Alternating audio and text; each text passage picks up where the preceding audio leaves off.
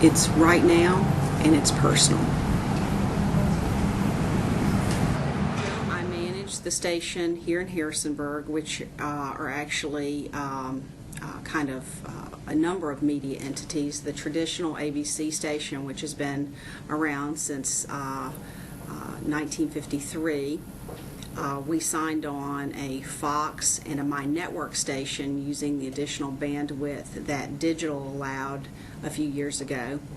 We have a weather channel that is a cable-only weather channel, and WHSV.com, our primary website, is also, we treat it like a channel. It's one of our channels.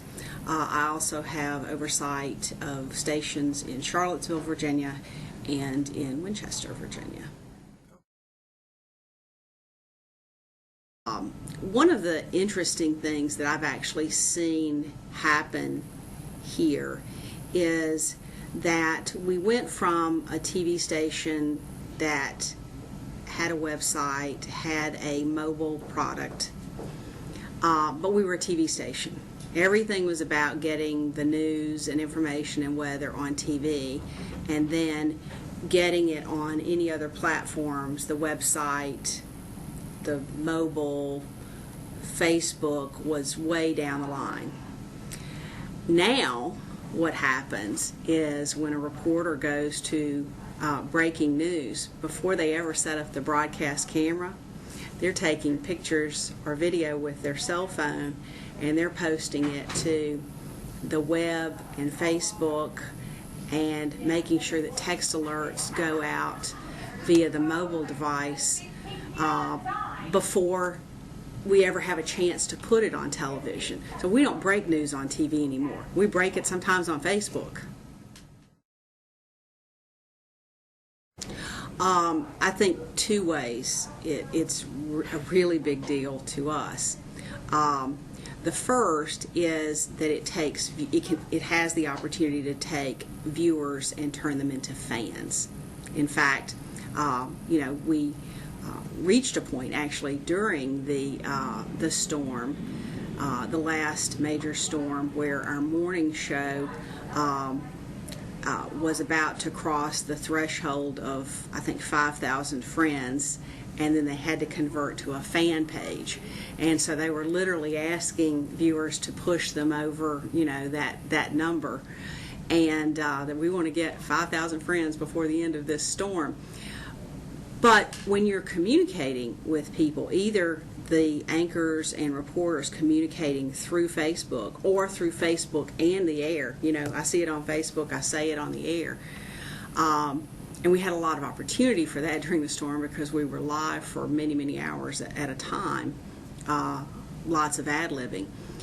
You're able to turn Shirley and Lou Ray from a viewer to a fan because she's connected with you. We have a relationship that's more than just me talking to you. We're talking to each other. One of the things definitely that is happening, and it's really happening now on a daily basis, is how much of our news is developed as directly from viewers sending us news tips or news story possibilities through Facebook. I mean, a really high percentage of our content is coming from that, and I think that's pretty. That's a pretty huge sea change. I would say that we're in really the very infancy stages of trying to aggregate and push content to people based on what they've told us they're interested in. That we push hunting and fishing information to people that have participated in the Big Buck Brag contest, and that we are able to push, cosmetic surgery and procedures to people who, may have participated or said, I have these areas of interest. And I definitely think that the more that we can get better at that, that is going to change the advertising dynamic more and more as time goes by. Instead of seeing all ads, you only see ads that, of stuff that you're interested in, and so you don't really necessarily even consider it an ad. You consider it content associated with helping you make a decision. How is it that you take your mobile device and news on your mobile device, or how is it that you can turn that into a good financial proposition? Because at the end of the day, we may do this because it's fun, but we show up to work every day to make money for the company so we can get a paycheck. And so I think going forward, figuring out how we make that product work for McDonald's. How can we put stuff out there that makes people consume more fish sandwiches?